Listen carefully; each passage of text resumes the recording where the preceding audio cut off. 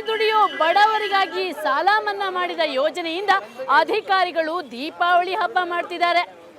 ಅವರು ಈ ಸಾಲ ಮನ್ನಾ ಯೋಜನೆಯಿಂದ ಕೋಟಿ ಕೋಟಿ ಲೂಟಿ ಮಾಡ್ತಿದ್ದಾರೆ. ಆದರೆ ಇವರು ಲೂಟಿ ಮಾಡ್ತಿದ್ರೆ ಸುಮ್ಮನೆ ಕೂರೋಕ್ಕಾಗುತ್ತಾ? ಖಂಡಿತ ಇಲ್ಲ. ಅದಕ್ಕಾಗಿ ಒಂದಿಷ್ಟು ಅಧಿಕಾರಿಗಳು ಮತ್ತು ಏಜೆಂಟ್ಗಳನ್ನು ಪತ್ತೆ ಹಚ್ಚಿದ್ವಿ. ಅವರ ಅಡ್ಡೆಗಳ ಮೇಲೆ ದಾಳಿ ನಡೆಸಿದ್ವಿ. ಆವಾಗ ಹೊರಬಿದ್ದ ಕೆಲ ಸಂಗತಿಗಳು ಇಂತಿವೆ ನೋಡಿ. ದಯವಿಟ್ಟು ಯಾರೇ ಆಗಿದ್ರು ಮಧ್ಯವರ್ತಿಗಳ ಹತ್ರ ಮಾತ್ರ ದಯವಿಟ್ಟು ಹೋಗಬೇಡಿ. ನಿಮ್ದು ಏನೇ ತೊಂದರೆ, ನೋವು, ಅಹವಾಲು ಏನೇ ಇದ್ರೂ ನೀವು ಎಲ್ಲಿ ಸಾಲ ಅನ್ನೋದನ್ನು ಮಾಡಿರ್ತೀರ ಅಲ್ಲಿ ನೇರವಾಗಿ ಹೋಗಿ ಅಲ್ಲಿ ಕೂಲಂಕಷವಾಗಿ ವಿಚಾರಿಸಿ ನಿಮ್ಮ ಸಮಸ್ಯೆಗಳನ್ನ ಬಗೆಹರಿಸ್ಕೊಳ್ಳಿ ಅಂತ ಹೇಳ್ತೀವಿ. ಇವರು ಈ ರೀತಿ ಮನವಿ ಮಾಡಲು ಒಂದು ಕಾರಣ ಇದೆ. ಯಾಕಂದ್ರೆ ಸಾಲ ಮನ್ನಾ ಗೋಲ್ಮಾಲ್ ರಾಜ್ಯಾದ್ಯಂತ ವ್ಯಾಪಿಸಿದೆ. ಬೇರೆ ಬೇರೆ ಸಂಘ ಸಂಸ್ಥೆಗಳ ಮೂಲಕ ಸಾಲ ಪಡೆದ ಅಮಾಯಕರ ಸುಲಿಗೆ ನಡೆಯುತ್ತಿದೆ. ಅವ್ರನ್ನ ಹೋಗ್ಬಿಟ್ಟು ನಾವು ಸಾಲ ಕಟ್ಟಬೇಕು ಕೊಡಿ ದುಡ್ಡು ಅಂತ ಹೋಗ್ಬಿಟ್ಟು ತೊಗೊಂಡು ಪಾಕೆಟಲ್ಲಿ ಹಾಕ್ಕೊತಾರೆ. ಮತ್ತು ಕೆಲವು ಅಧಿಕಾರಿಗಳು ಅದರಲ್ಲಿ ಪಾಲು ತೊಗೊಳ್ತಾರೆ, ಅದರಲ್ಲಿ ಅಂಡರ್ಸ್ಟ್ಯಾಂಡಿಂಗ್ ಇರುತ್ತೆ ಅದರಲ್ಲಿ. ಮತ್ತು ಇನ್ನು ಇವಾಗ ಮನ್ ಮಾಡಿರೋದು ಸುದ್ದಿ ಅವ್ರಿಗೆ ಗೊತ್ತಿರಲ್ಲ. ಅವ್ರೇನಂತ ನೋಡಪ್ಪ ನೀನು 20-30 ಸಾವಿರ ರೂಪಾಯಿ ಮಾಡಿದ್ಯಾ ಸಾಲ, ಈಗ ನೀನು 30 ಸಾವಿರ ರೂಪಾಯಿನ ನಾನು ಮನ್ ಮಾಡಬೇಕಾದ್ರೆ ನೀನು ಕನಿಷ್ಠ ಪಕ್ಷ ಒಂದು 2-3 ಸಾವಿರ ಕೊಡಬೇಕು. 5 ಸಾವಿರ ಮಾತಾಡ್ತಾರೆ, ಕನಿಷ್ಠ ಅವ್ರಿಗೂ ಒಂದು 2 ಸಾವಿರ ರೂಪಾಯಿ 3 ಸಾವಿರ ರೂಪಾಯಿ ಅವ್ರಿಗೆ ಬರ್ತಾರೆ. ಈ ಅಮೌಂಟ್ನ ಏನು ಮಾಡ್ತಾರೆ, ತೊಗೊಂಡ್ಬಿಟ್ಟು ಅವರು ಮತ್ತು ಅಧಿಕಾರಿಗಳೆಲ್ಲ ಹಂಚ್ಕೊತಾರೆ.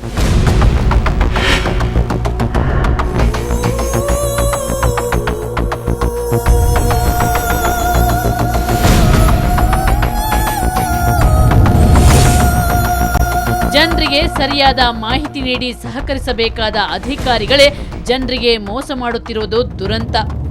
ಇದನ್ನೇ ಬಯಲಿಗೆಳೆಯೋಣ ಅಂತ ನಾವು ನಮ್ಮ ರಹಸ್ಯ ಕಾರ್ಯಾಚರಣೆ ಮುಂದುವರಿಸಿದೆವು.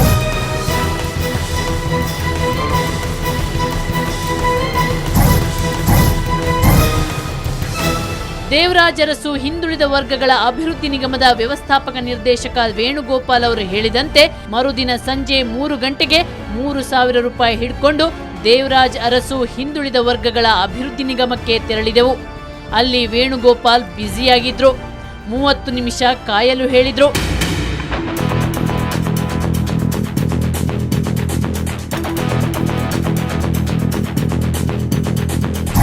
ಆ ಹೊತ್ತಿಗೆ ವೇಣುಗೋಪಾಲ್ ಅಂಡ್ ಕಂಪನಿಗೆ ನಮ್ಮ ರಹಸ್ಯ ಕಾರ್ಯಾಚರಣೆಯ ವಾಸನೆ ಬಡಿಯಿತು. ಎಲ್ಲರೂ ಅನುಮಾನದಿಂದಲೇ ನಮ್ಮ ವಾಹನವನ್ನು ದಿಟ್ಟಿಸಲು ಪ್ರಾರಂಭಿಸಿದ್ರು. ನಮ್ಮನ್ನು ವೇಣುಗೋಪಾಲ್ ಮತ್ತಷ್ಟು ಹೊತ್ತು ಕಾಯಲು ಹೇಳಿದ್ರು. ಆಗ ನಮಗೆ ನಮ್ಮ ಮೇಲೆ ದಾಳಿ ನಡೆಯುವ ಅಪಾಯದ ಅರಿವಾಗಿ ಅಲ್ಲಿಂದ ಮೆಲ್ಲನೆ ಜಾಗ ಖಾಲಿ ಮಾಡಿದೆವು. ಇದೇ ಸಂದರ್ಭದಲ್ಲಿ ಅಲ್ಲಿ ಕೆಲ ಏಜೆಂಟರು ನಮ್ಮನ್ನು ಹುಡುಕಲು ಪ್ರಾರಂಭಿಸಿದ್ರು.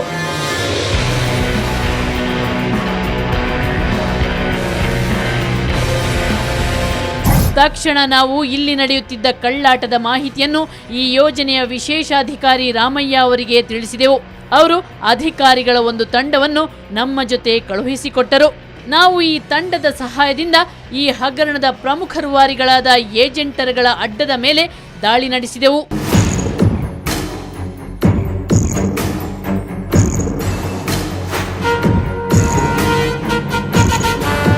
ದಾಳಿಯ ಸಂದರ್ಭದಲ್ಲಿ ಏಜೆಂಟ್ ವೆಂಕಟೇಶ್ ಮೂರ್ತಿಯವರ ಅಂಗಡಿಯ ಮೇಲೆ ದಾಳಿ ನಡೆಸಿದ ಸಂದರ್ಭದಲ್ಲಿ ಅಲ್ಲಿ ಅಕ್ರಮವಾಗಿ ಸಂಗ್ರಹಿಸಿಟ್ಟಿದ್ದ 31 ದೇವರಾಜ್ ಅರಸು ಹಿಂದುಳಿದ ವರ್ಗಗಳ ಅಭಿವೃದ್ಧಿ ನಿಗಮದ ಸಾಲದ ಪುಸ್ತಕ ಸಿಕ್ತು. ಅದನ್ನ ಅಧಿಕಾರಿಗಳು ವಶಪಡಿಸಿಕೊಂಡ್ರು.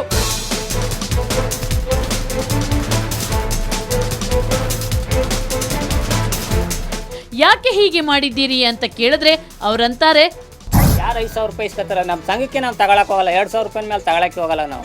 2,000 ರೂಪಾಯಿ ಮೇಲೆ ತಗೊಳಕ್ಕೆ ಹೋಗಲ್ಲ ನಾವು. ನಮ್ಮ ಸಂಘಕ್ಕೆ ಹಾಕತ್ತೀವಿ. ನಾವು ಎಲ್ಲ ನಾವು ರಸೀದಿ ಮಾಡಿಸಿದ್ದೀವಿ, ಬಿಟ್ಟಿದ್ದೀವಿ, ಮಾಡಿಕೊಡ್ತೀವಿ.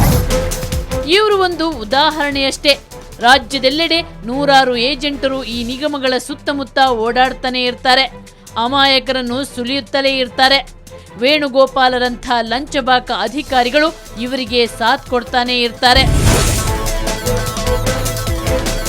ನೇರವಾಗಿ ಜನಗಳ ಮನೆ ಹತ್ರ ಜನಗಳ ಮನಕ್ಕೆ ತಲುಪೋ ಥರ ಒಂದು ಒಳ್ಳೆಯ ಕಾರ್ಯಕ್ರಮಗಳನ್ನ ಕೊಡಬೇಕು. ಯಾಕಂದರೆ ಮಧ್ಯವರ್ತಿಗಳು ಬಂದು 5,000 10,000 ಸಣ್ಣ ಪುಟ್ಟ ಸಾಲ ತೊಗೊಂಡಿರೋ ಅಂಥವ್ರನ್ನು ಮಧ್ಯವರ್ತಿಗಳು ಸರ್ಕಾರ ತೀರಿಸಿರುತ್ತೆ ಸಾಲನ. ಮಧ್ಯವರ್ತಿಗಳು ನನಗೆ 2,000 ಕೊಡಿ 3,000 ಕೊಡಿ ಅಂತ ಬ್ರೋಕರೈಸ್ ನಡೀತಾ ಇದೆ. ಅದನ್ನೆಲ್ಲ ತಡೆಯೋದಕ್ಕೆ ಒಂದು ಒಳ್ಳೊಳ್ಳೆ ಕಾರ್ಯಕ್ರಮಗಳನ್ನ ಕೊಟ್ಟು ಅದಕ್ಕೆ ಅಂತ ಸಪ್ರೇಟ್ ಒಂದು ಡಿಪಾರ್ಟ್ಮೆಂಟ್ ಅಂತ ಏನಿದೆ ಅದನ್ನು ನೋಡಿ ಮಾಡೋ ಥರ ಅಂತ ವ್ಯವಸ್ಥೆ ಮಾಡಬೇಕು.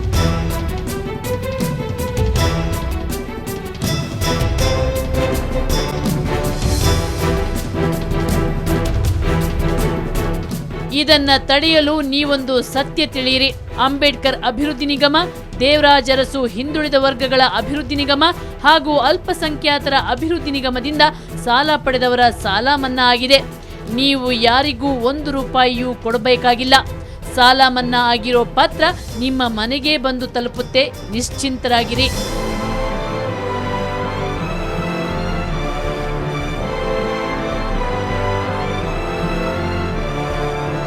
ಮುಖ್ಯಮಂತ್ರಿಗಳೇ, ಯೋಜನೆ ಘೋಷಿಸೋದ್ರಲ್ಲಿ ದೊಡ್ಡಸ್ತಿಗೆ ಇಲ್ಲ, ಆದರೆ ಅದನ್ನ ಸಮರ್ಥವಾಗಿ ಜಾರಿಗೊಳಿಸೋದ್ರಲ್ಲೇ ಸಾರ್ಥಕತೆ ಇದೆ.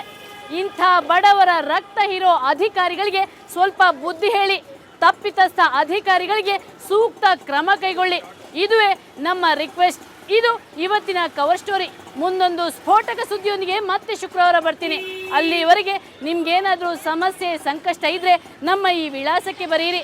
ಕವರ್ ಸ್ಟೋರಿ ವಿಭಾಗ ಸುವರ್ಣ ನ್ಯೂಸ್ 24/7, ನಂಬರ್ 36 ಕ್ರೆಸೆಂಟ್ ರಸ್ತೆ, ಶಿವಾನಂದ ಸರ್ಕಲ್ ಹತ್ತಿರ, ಬೆಂಗಳೂರು 1. ನಮ್ಮ ಇಮೇಲ್ ವಿಳಾಸ coverstory@suvarnanews.in. ನೇರ, ದಿಟ್ಟ, ನಿರಂತರ ಸುದ್ದಿಗಾಗಿ ನೋಡ್ತಾ ಇರಿ ಸುವರ್ಣ ನ್ಯೂಸ್ 24/7.